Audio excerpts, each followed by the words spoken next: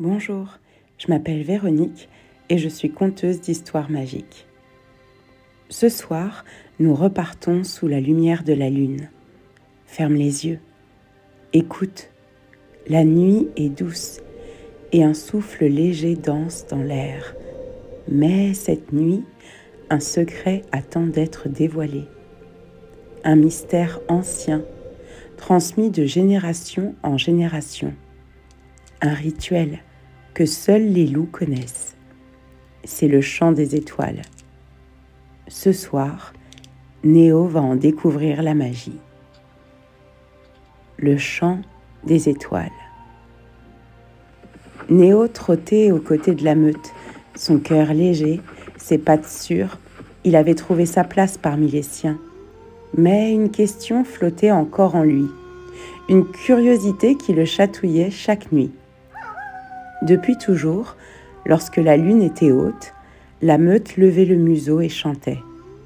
Un hurlement profond, vibrant, qui semblait voyager jusqu'aux étoiles.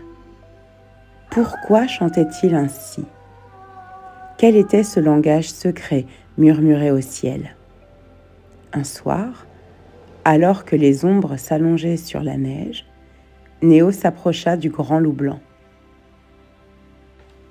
« Pourquoi chantons-nous à la lune ?» demanda-t-il. « Que racontons-nous aux étoiles ?» Le grand loup blanc sourit, son regard brillant comme l'éclat d'une comète. « Ce n'est pas une question à laquelle on répond avec des mots, petit loup. C'est un secret que l'on comprend avec le cœur. Ce soir, ouvre ton esprit et écoute. » Néo fronça les sourcils un peu perdus, mais il suivit le grand loup blanc qui l'emmena au sommet d'une colline. La neige y était lisse, intacte, et le ciel scintillait d'un million d'étoiles. « Ici, » dit le vieux loup en s'asseyant.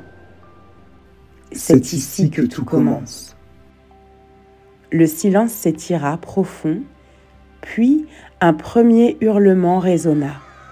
Grave, puissant. Un second lui répondit, puis un troisième. Peu à peu, toute la meute s'unit dans un chant ancestral, une mélodie vibrante qui semblait s'élever bien au-delà des montagnes. Alors, Néo sentit quelque chose, une onde douce qui lui chatouillait le ventre, un frisson léger, comme si une main invisible caressait son dos. Il ne comprenait pas les mots du chant, mais il en ressentait chaque note. Son cœur s'ouvrit. Son souffle s'accorda à celui des autres. Il leva la tête et timidement laissa s'échapper un son. Faible d'abord, tremblant. Mais il se joignit aux autres, se fondit dans une symphonie d'âme, et plus il chantait, plus il sentait cette chaleur monter en lui, une énergie ancienne et vibrante, comme si quelque chose d'invisible et puissant le reliait à la nuit, aux étoiles, à ceux qui avaient chanté avant lui et à ceux qui chanteraient après. Il n'était pas simplement un louveteau dans une meute. Il était une voix dans l'histoire du monde. Lorsque la mélodie s'éteignit lentement, une paix profonde emplit son être. Il comprenait enfin. Le chant des étoiles n'était pas un simple hurlement.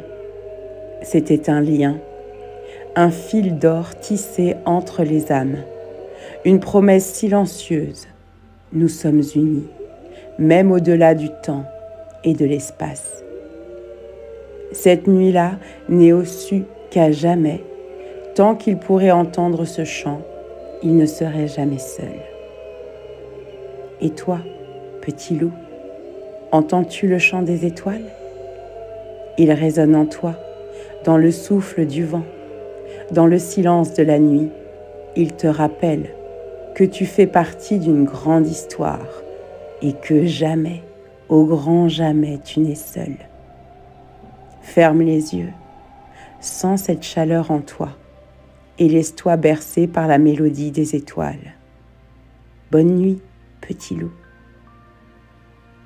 Mais l'histoire n'est pas terminée.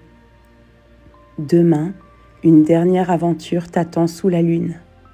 Une épreuve où Néo devra puiser en lui une force qu'il ne soupçonnait pas encore. Le courage d'un loup ne se mesure pas à ses crocs, mais à la lumière qu'il porte en lui. Si tu veux découvrir le gardien courageux de la clairière, retrouve-moi demain pour la dernière veillée. Dors bien, petit loup, et à demain.